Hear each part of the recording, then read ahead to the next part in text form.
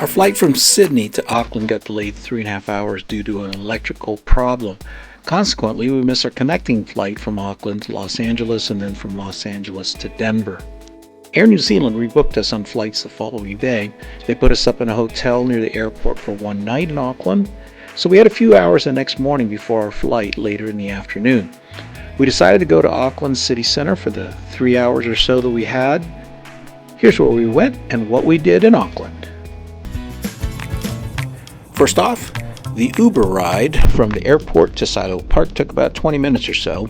Traffic wasn't bad at all. We could have taken a bus, but that would have taken much longer and we didn't have time to spare. Silo Park is a dynamic public space nestled in the rejuvenated Wynyard quarter of Auckland, located at the corner of Jellicoe and Beaumont Streets. It centers around historic cement silos, Silo 6, and the taller standalone Silo 7, serving as a striking nod to its industrial past. Once a storage site for bulk cement, the area underwent a dramatic transformation as part of Auckland's 20-year Wynyard Quarter regeneration. The project culminated in the creation of new public waterfront spaces, with Silo Park opening in 2011 under the guidance of Waterfront Auckland and later Eka Panuku. Heritage Landing serves as the on-water home of the Classic Yacht Association of New Zealand. It functions as a living maritime museum, showcasing a selection of classic wooden vessels, mostly built and designed in New Zealand, many dating from before 1950. These boats reflect the rich heritage of Auckland's wooden boat building traditions. Situated at the western end of Silo Park in Wynyard Quarter, it sits alongside Silo Marina and is just a short stroll from Viaduct Harbour across the lifting bridge and along North Wharf.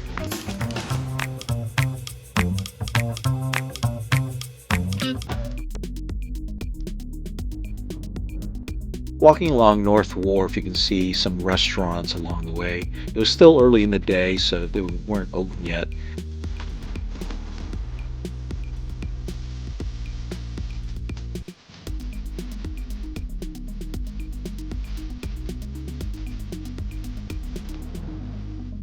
This is now Karanga Plaza, just outside the Viaduct Events Centre.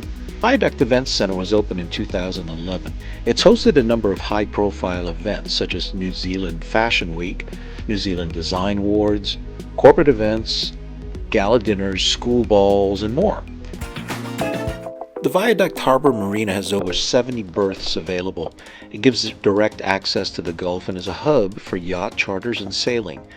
There are over 30 dining and bar options. From rooftop bars to more casual spots, there's varied cuisines. Hotels and boutique lodging are part of the precinct. You can stay right on the waterfront.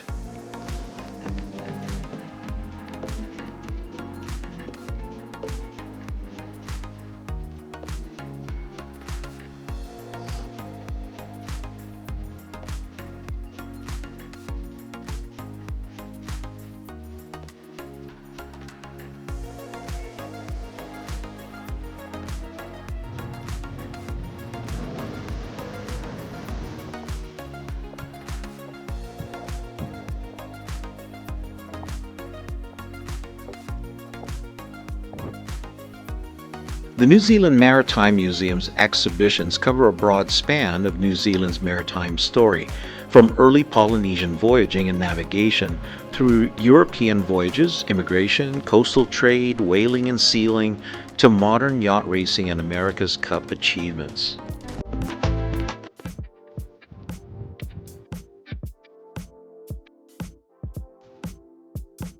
We're going to walk all the way around Viaduct Harbour. It's a popular spot to stroll, enjoy harbor views, watch boats, enjoy sunsets, enjoy city and water contrast. It tends to be busy, vibrant, especially in good weather.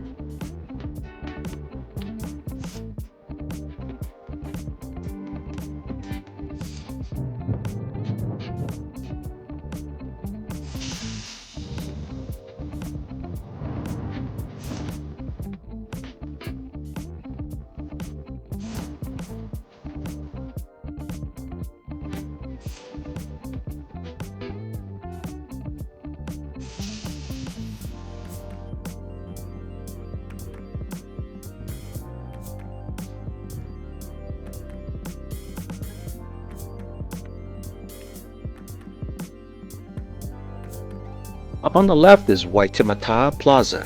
It was originally built in the 1990s as part of the Viaduct Harbour development, in time for the 2000 America's Cup. Over time, surrounding development made the space feel underused and not very inviting. A redesign was done that introduced more green elements, softer landscaping, and more inviting seating.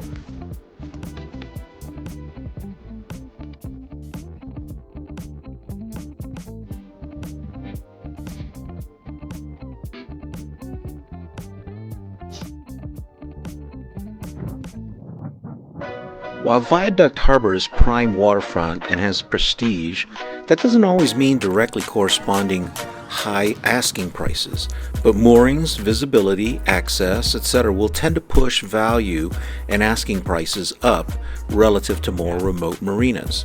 Some large power yachts or luxury motorboats likely are priced in the millions of New Zealand dollars if listed with mooring in Viaduct or nearby prime waters.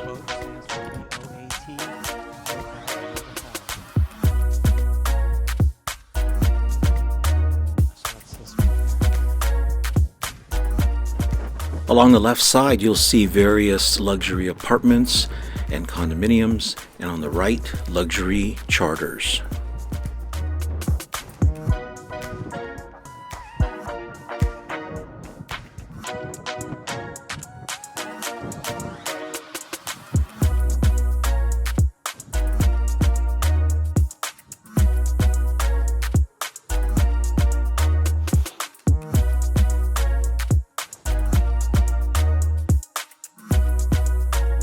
As we round Viaduct Harbour Avenue, across the street are various office buildings and medical offices.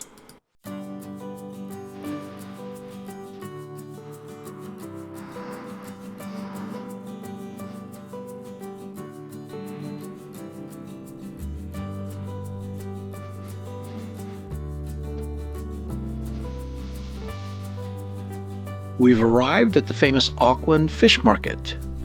The market traces its roots back to 1904 when Albert Sanford began selling fish, making it the heartbeat of New Zealand's seafood scene for over a century.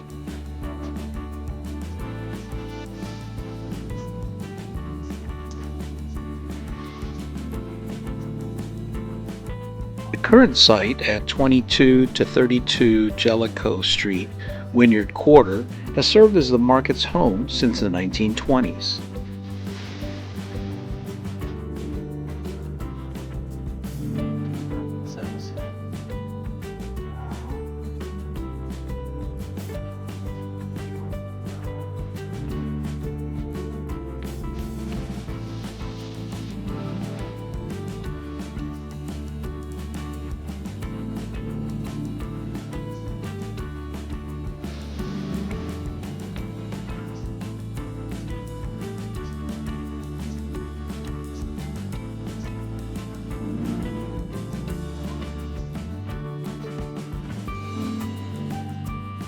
The market features live crawfish and fresh cut fish, sushi, mussels, and oysters.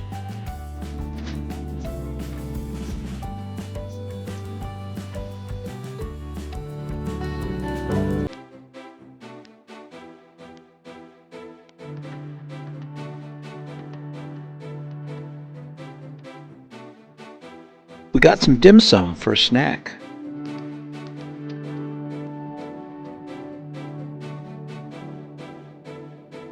Prince's Wharf is named after the Prince of Wales visited Auckland in 1921.